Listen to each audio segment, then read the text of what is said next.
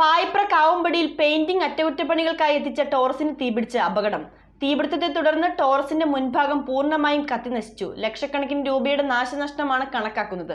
മൂവാറ്റുപുഴയിൽ നിന്ന് ഫയർഫോഴ്സ് എത്തിയാണ് തീയണച്ചത്. ഇന്ന് ഉച്ചകഴിഞ്ഞ് 3:30-ഓടെയാണ് അപകടം നടന്നത്. പായിപ്ര കാവുംപടിയിൽ പ്രവർത്തിക്കുന്ന പെയിന്റിംഗ് വർക്ക്ഷോപ്പിൽ പെയിന്റിംഗ് അറ്റകുറ്റപ്പണികൾക്കായി എത്തിച്ച ടോറസ് ലോറിക്കാണ് തീപിടിച്ചത്. തീപിടുത്തത്തിൽ ലോറിയുടെ മുൻഭാഗം പൂർണ്ണമായും കത്തിനശിച്ചു. തീപിടുത്തത്തിന്റെ കാരണം വ്യക്തമല്ല.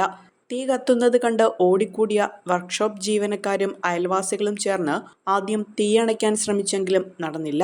തുടർന്ന് ഫയർഫോഴ്സിനെ വിവരമറിയിക്കുകയും ഫയർഫോഴ്സ് എത്തി തീ പൂർണ്ണമായും അണയ്ക്കുകയുമായിരുന്നു.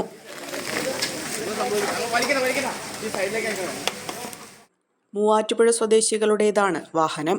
എഞ്ചിനും ഡ്രൈവർ ക്യാബിനും ടയറും ഉൾപ്പെടെയുള്ള എല്ലാ ഭാഗങ്ങളും കത്തിനശിച്ചവയിൽ ഉൾപ്പെടുന്നു. തീ പടരുന്നത് കണ്ട് നാട്ടുകാരും വർക്ക്ഷോപ്പ് ജീവനക്കാരും ചേർന്ന് മറ്റു വാഹനങ്ങൾ സുരക്ഷിതമായ സ്ഥലത്തേക്ക് മാറ്റിയതിനാൽ വലിയ അപകടമാണ് ഒഴിവായത്.